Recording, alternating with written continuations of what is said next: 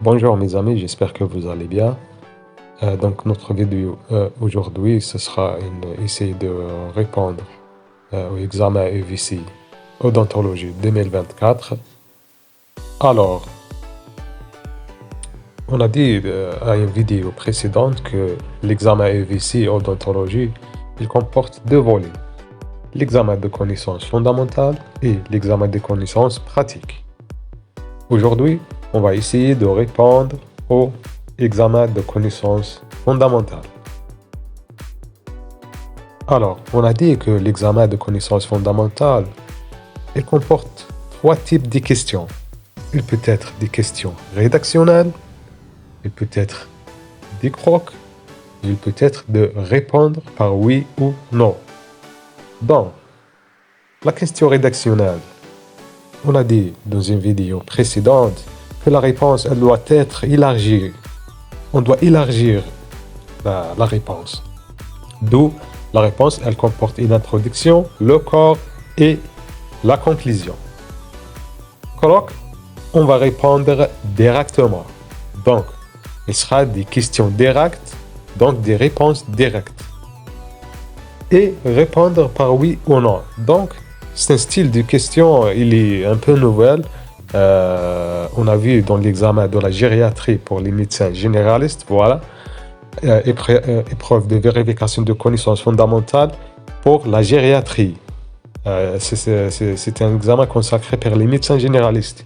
Voyez mes amis, question numéro 3, question numéro 4, ils sont répondre par oui ou non. Vous voyez, c'est un style de questions les nouvelles. Donc, on revient. Répondre par oui ou non. L'examen EVC Odontologie 2024, connaissances fondamentales, c'était bien évidemment des crocs, c'est-à-dire questions à réponse ouverte et courte. Croc, c'est-à-dire répondre directement. 1, 2, 3. Vous voyez mes amis? Donc, la réponse aux questions des crocs, elle comporte deux volets. L'information et la méthode. L'information, on peut la trouver dans des anciens cours, recherche internet et propositions des maîtres assistants et des confrères, comme le cas dans cette vidéo. La méthode, elle provient des lauréats EVC. Il y a en fait deux lauréats EVC que je connais. Et ils ont me donné des idées très intéressantes. Donc, merci à eux. Et deuxièmement, les annales corrigées. Mes amis, on peut extraire la méthode de réponse des annales corrigées. Vous voyez mes amis, elle est très simple. Donc, l'examen odontologie omnipraticien, épreuve de vérification de connaissances fondamentales, sujet. Le sujet, il est basé sur les ciments verts ionomères et l'hypominéralisation. Question numéro 1. Décrivez la réaction de prise commune à tous ces ciments. Question numéro 2. Quelles sont les spécificités communes aux ciments verts ionomères? Question numéro 3. Quelles sont les différentes familles de ciments verts ionomères et leurs caractéristiques propres? Question numéro 3. Quelles sont leurs indications cliniques majeures en odontologie? Les questions concernant l'hypominéralisation. Question 5. Donnez la définition de la MIH. Question numéro 6. Imparez vos questions sur l'étiologie à cette pathologie. Qui lui répondez-vous? Question numéro 7. C'était les caractéristiques cliniques.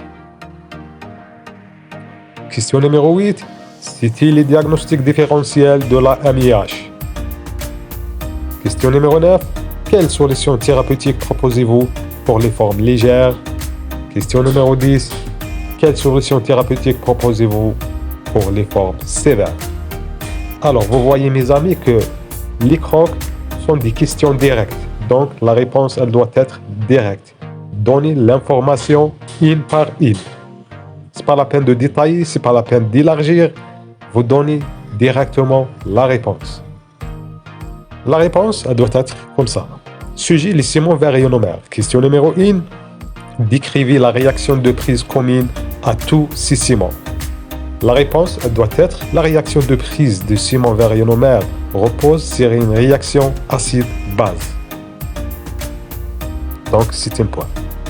La poudre de varionomère des ions de calcium, d'aluminium et de fluor, lorsqu'elle est mélangée avec l'acide polyacrylique, une réaction acido-base se produit, où les ions de la poudre se lient avec l'acide pour former une matrice dure d'aluminosilicate. Donc, un point. Cette réaction génère une prise rapide initiale, qui est ensuite suivie d'une maturation progressive. Cette réaction permet au ciment varionomère d'adhérer chimiquement à la dentine et à l'émail, ce qui leur confère une adhésion durable sans besoin d'adhésifs supplémentaires. Vous voyez mes amis, la réponse, surtout, la première partie, donc c'est une réaction acido-base. La deuxième partie, c'est de décrire la réaction acido-base. Voilà. Donc, c'est l'important. Réponse, question numéro 2. Quelles sont les spécificités communes au ciment varionomère? Donc, on va citer 1, 2, 3, 4. 1. Les ciments varionomères sont appréciés pour leur biocompatibilité et leur capacité à libérer des ions fluorures, ce qui aide à prévenir les caries secondaires. Deuxième, ils possèdent également une bonne adhésion naturelle au tissu dentaire grâce à une interaction chimique avec la structure minérale de la dent. 3. Ils sont sensibles à l'humidité durant les premières minutes de prise et peuvent se dégrader en cas d'exposition prolongée à l'humidité. 4. Ils sont relativement moins résistants que les composites, d'où leur usage, etc., etc. Donc, vous voyez, mes amis, les questions sont directes, alors la réponse doit être directe. Surtout en ce qui concerne donner les spécificités, donner les étapes, décrire les caractéristiques. Donc, on va répondre 1, 2, 3, 4. On passe. Question numéro 3. Quelles sont les différentes familles de ciments varionomères et leurs caractéristiques propres? Donc, la réponse, on distingue deux grandes familles. 1. Les ciments varionomères classiques. 2.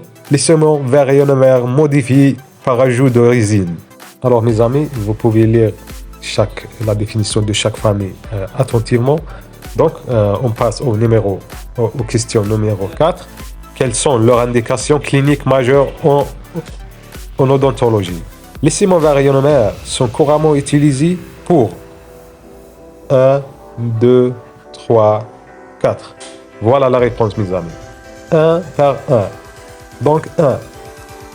Dans les restaurations de classe 3 et 4, où les forces de mastication sont faibles.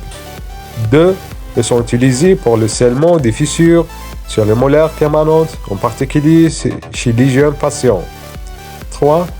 Ils servent souvent de sous-couche sous des restaurations plus résistantes. 4. Ils sont utilisés comme matériaux de scellement pour les couronnes et bridges. Maintenant, on va discuter sujet de l'hypominéralisation. Question numéro 5. Donner la définition de l'AMIH. Donc, la question de donner la définition, vous donnez la définition directement. L'AMIH est un trouble de la minéralisation de l'émail qui touche spécifiquement les premières molaires permanentes et parfois les incisives. Ce défaut se manifeste dès l'éruption de ces dents avec des zones d'émail moins denses et poreuses, ce qui le rend plus fragile. L'AMIH se traduit par une hypominéralisation de l'émail, donnant aux dents affectées une couleur jaunâtre ou brunâtre. et les rendant plus sensibles à la douleur, en particulier lors des brossages ou de l'exposition à des stimuli thermiques. Question numéro 6. Un parent vous questionne sur l'étiologie de cette pathologie. Que lui répondez-vous? L'étiologie de la MIH est encore incertaine, mais elle semble être d'origine multifactorielle.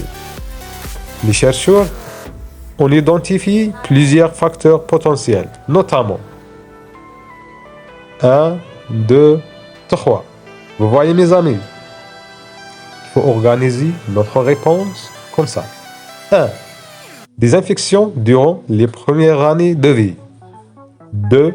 Des carences nutritionnelles, l'exposition à des toxines environnementales. 3.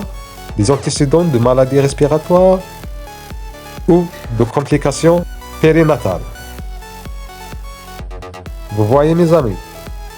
On passe à question numéro 7. Citez les caractéristiques cliniques. La réponse 1, 2.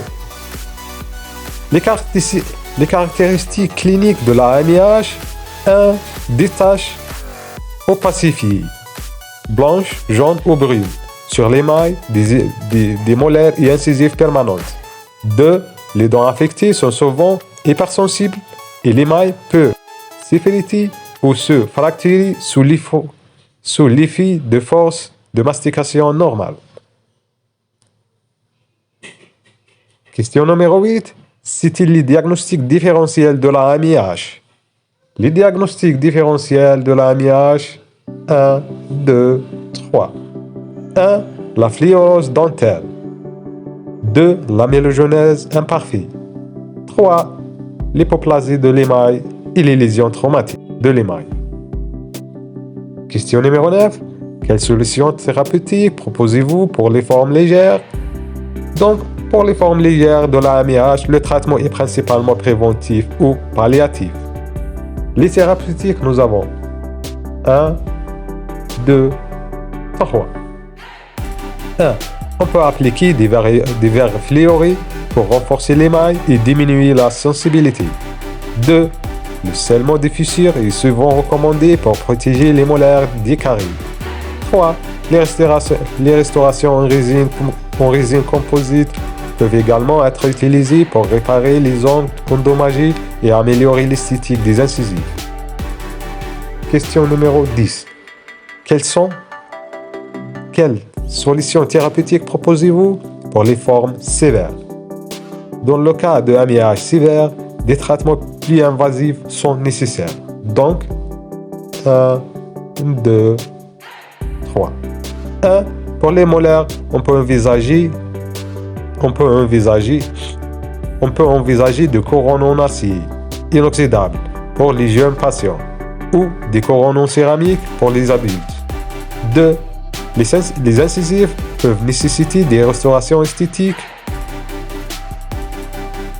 plus avancées, comme des composites renforcés ou des facettes en céramique pour améliorer l'apparence et la fonction des dents. 3. Dans le cas très grave où la structure dentaire est trop compromise, une extraction peut être envisagée suivie d'un traitement orthodontique pour combler les espaces. Alors, mes amis, vous voyez les réponses. Les réponses des crocs concernant l'examen des connaissances fondamentales, elles doivent être directes. On donne l'information directement d'une manière rationnelle, claire et nette. Donc, mes amis, il est très essentiel d'avoir l'information. Mais la chose la plus importante, c'est la méthode de réponse. Si vous connaissez peu d'informations et vous avez la bonne méthode de réponse, alors je vous garantis que vous auriez 1 sur 4 ou bien 1 sur 3 de la note de l'examen. Donc, concentrez-vous, mes amis, sur la méthode de réponse. La méthode de réponse d'aujourd'hui, c'était quoi? Croc, c'est-à-dire question à réponse courte et ouverte. Donc, elle nécessite une réponse directe, un par un. S'il demande, vous donnez la définition de 2 lignes ou 3 lignes. S'il demande des caractéristiques, ou bien des thérapeutiques,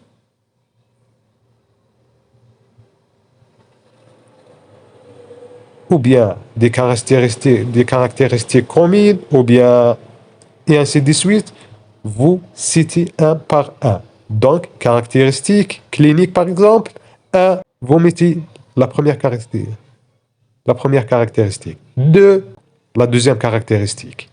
Et ainsi de suite. Donc, mes amis, j'espère que la vidéo était courte et était utile pour vous. Donc, mes amis, je vais préparer une autre vidéo. Elle sera pour répondre au examen de connaissances pratiques. Toujours, je vais commencer ou bien je vais concentrer de la méthode. Parce que je sais que l'information, elle est disponible au site internet, au moyen de l'intelligence artificielle, aux anciens cours. Mais ce qui est très, très important, c'est la méthode de réponse. Voilà mes amis, à la prochaine et à bientôt.